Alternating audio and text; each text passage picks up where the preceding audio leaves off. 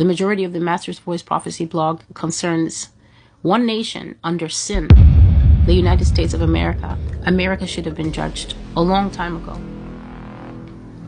Truly, America has no right to exist upon this earth.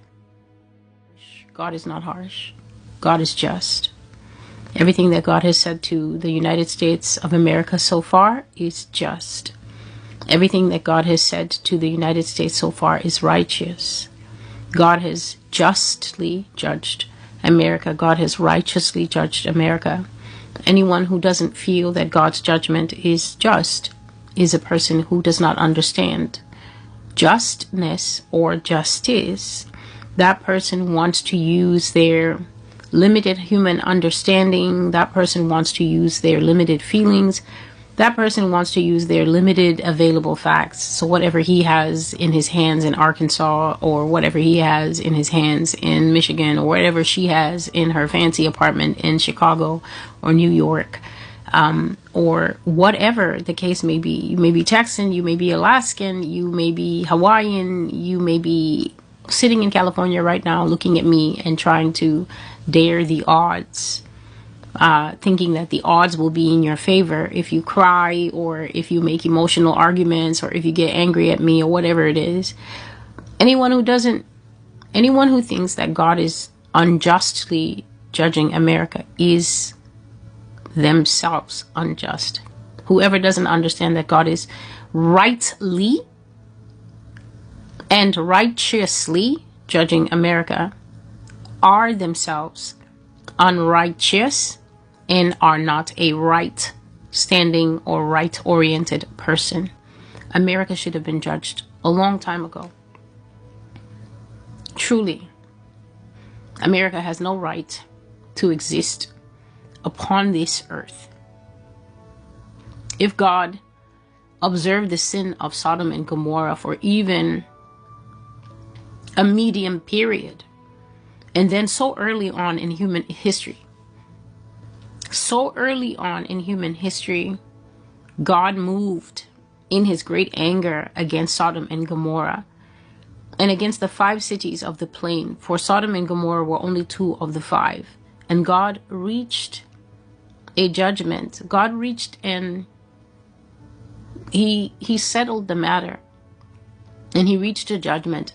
And then he judged them. He carried out the judgment against them after speaking to someone that he knew had a soft heart, someone that he knew would intercede, someone that he knew would at least raise up prayer, to give God an opportunity to do what? To give God an opportunity to save whatever was savable in the midst of such a heinous place.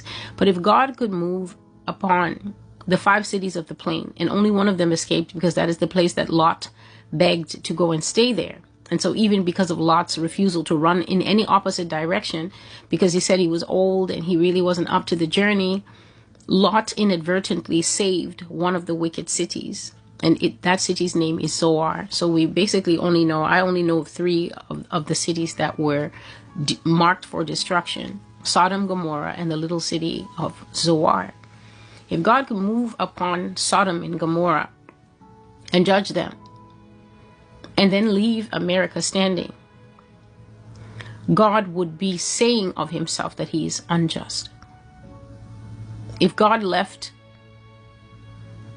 this country still standing, still whole, still on the news. It was in my mind yesterday, just images coming to my mind, many hands reaching like this, please, please, please. And these hands were reaching, begging for a US visa. And the thing infuriated my soul. Indians, people from all over the world, Australians, Europeans, Africans, South Americans, just seeing so many hands, please, please, please. And this one man going, settle down, settle down, settle down, as the guy or the representation of America, as we will decide who gets to come to this wonderful country. We will decide. We will decide who gets a visa, settle down, and all these hands, please, please, please. And I saw the thing and I said, Lord, you know, this thing is very distasteful to me. What I'm seeing. It's very distasteful to me that people will continue to view this country as somewhere that they want to go. They continue to see it as a place that they want to live in. They continue to see it as a place that is better than their own homes, their own nations. And that's because this nation has given people an approximation of what it actually is. An approximation means that the number is 10, but we're just going to hit 8 and call it 10. We're going to hit 7.5. You know what? We're going to do 6, but we're going to round it up because we passed 5. And we all know the law of rounding up is that you round up to the nearest 10. We're going to hit a 5.5 on our low days, but we're going to call it a 10. And when we get on the news, right? When we get on the basketball court, when we get on the influencer baddie red carpet, when we get to the movie premieres and the music video premieres, we're going to call it a solid 10. And you know what? Sometimes we might even bump it up to a 12 just because we're America. Jesus knows who you are. He knows your core. He knows your center. He knows exactly what you have available. He knows exactly what your expansion capacity is, how far you can go. He knows exactly the weight value. If you were a coin, if you were a bag of coins that he throws up in the air, before you could go up in the air and him catch you, he would actually tell the merchant, write down this point, that is the full weight and measure of this person. And when you hit his hand, even if you had been 100 coins, if he tells the man, write down 2, as the coin goes up in the air, a bird flying by, its beak would rip the bag open and all the coins would go flying out except 2. And when the bag hit his hand, it would be 2. Because that's how eternal, that's how powerful, that's how immaculate he is. I saw these people clamoring to get a visa and I just thought, there's no knowledge in the earth of what this place really is. Her prophetic name, the name that God gave her, the name that Jesus spoke to Prophet John, the Revelator, was not the United States of America. It's not USA, USA. The name that Jesus gave Prophet John is Mystery Babylon, the Great, the harlots,